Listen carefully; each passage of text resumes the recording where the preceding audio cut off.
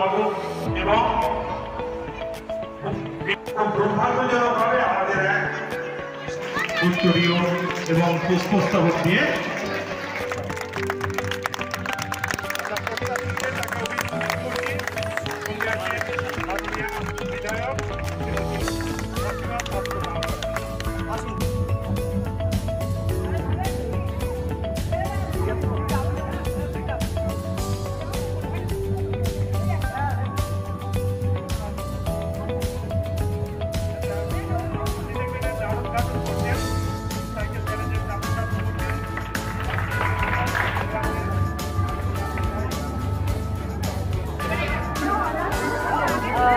Cycle shade তৈরি উদ্বোধন হলো, মহিলাদের শৌচালয় উদ্বোধন হলো, সেটার উদ্বোধন হলো ঘোষণাখালীপুরা। তো সেটার জন্য এখানে আসা আমাদের উদ্বোধন করলাম এবং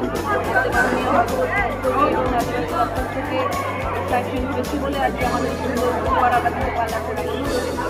বলছি দিদি, গতকালকে আপনি আরজিকরের মুখ্যমন্ত্রীর সঙ্গে ছিলেন এবং সেখানে দেখা যাচ্ছে যে আপনাকেও আবেগপ্রবণ হয়ে যেতে দেখা গেছে। আরজিকরের ঘটনা নিয়ে কী বলবেন দিদি? আরজিকরের ঘটনা নিয়ে আমরা সবাই একই কথা বলেছি এবং আগে যেটা বলেছি এখন আমি সেটা বলছি যে অত্যন্ত নিন্দনীয় ঘটনা এবং আমরা এর সুবিচার চাই। যদিও সেটা বলেছেন এবং সেই জন্য আমরা রাস্তায়ও নেমেছিলাম এবং আমরা সবাই চাই যে দোষী তাড়াতাড়ি ধরা পড়ুক এবং এটা এখন সিবিআই আন্ডারে, আমরা চাইবো সিবিআই খুব তাড়াতাড়ি সবাই। কিন্তু দিদি এর আগেও অনেক ঘটনা সিবিআইয়ের হাতে গেছে, সেক্ষেত্রে কি তারপরেও তো আমাদের বিরোধী দলপক্ষ যারা রয়েছে তারা সিবিআই হাতে এটা নিয়ে দিয়েছেন। এবার তো দিদি রেট দিয়ে দিয়েছেন রবিবার পর্যন্ত, রবিবারের মধ্যেই করতে হবে এবং দিদি তো বলেছিলেন দিদি যদি সময় পেতেন দিদি নিশ্চয়ই এটার সুবিচার করতেন, কিন্তু দিদি ক্লাস থেকে সিবিআইকে দেওয়া হয়েছে এবং সিবিআই হ্যান্ডওভার করেছে যখন রবিবারের মধ্যে তিনি আলটিমেটাম দিয়ে দিয়েছেন সিবিআই এর উত্তর দিতে পারবে।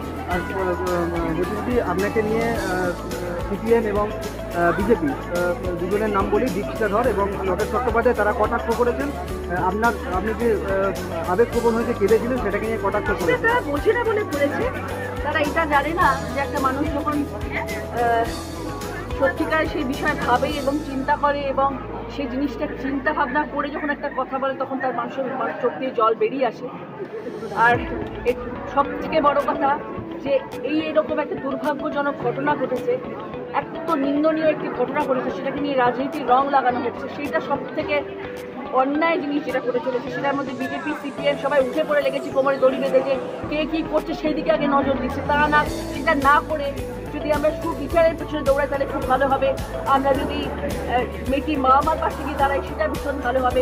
রচনা ব্যানার্জি যেগুলো ফেললো, ঋতুপর্ণা সেনগুপ্ত শঙ্খ বাজালো, সেটা নিয়ে প্লিজ সমালোচনা করবেন না, এটা আপনাদের শোভা পায় না, আপনাদেরকে শোভা পায় না। আপনারা যারা রাজনীতির মঞ্চে গিয়ে দাঁড়িয়ে কথা বলেন এবং আপনারা বড় বড় বক্তৃতা দেন রাজনীতির মঞ্চে গিয়ে, তারা আমাদের মতো শিল্পীদের নিয়ে সমালোচনা করে, এটা আপনাদের শোভা দেয় না। কারণ আপনাদের যে চোখের জলটা করছেন না, আপনি গলাবাজি করছেন।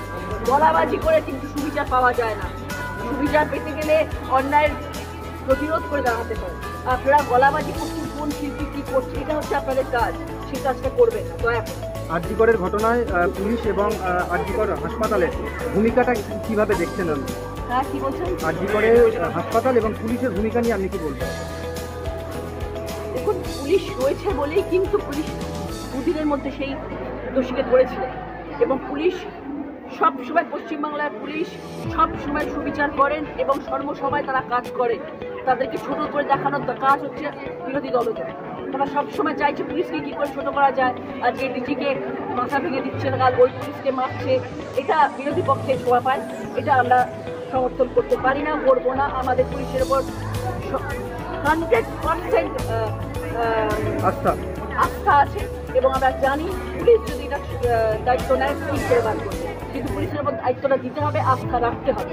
সে আস্থা যদি না রাখে অবগুড়ের মতো চিৎকার করে গেলে কিছু পায় না। আজকে দেখলাম যদি অনেক হাসপাতালে বন্ধ, চুচুড়ার মতো ধর্মঘট ডেকেছে, ওটা আবেগে মানুষ করছে। কিন্তু আমি এটাও আবার দিদির মতন সবাইকে আমরা অনুরোধ করেছি, বড় জোরে অনুরোধ করেছি। প্রচুর মানুষ রয়েছেন যারা হাসপাতালে চিকিৎসাধীন এবং তারা, আমরা মনে করি ঠাকুরকে আমরা স্মরণ করি, ঠাকুরের পরে আমরা মনে করি ডাক্তাররা আছে ঠাকুর, যাদের দিকে তাকিয়ে আমরা বসে থাকি সারাক্ষণ।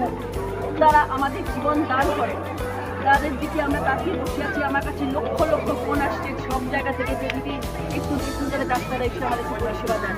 আমরা করজোরে আরবার অনুরোধ করছি। আমরা জানি ডাক্তাররা আমাদের ভীষণ রকমভাবে আবেগপ্রবণ হয়ে পড়ছে এবং তারাও সুবিধা চাইছেন, কিন্তু আমাদের অনুরোধ হাজার হাজার রোগীরা রয়েছে, তাদেরকে এই সেবা দিন, তাদের পাশে কি তারা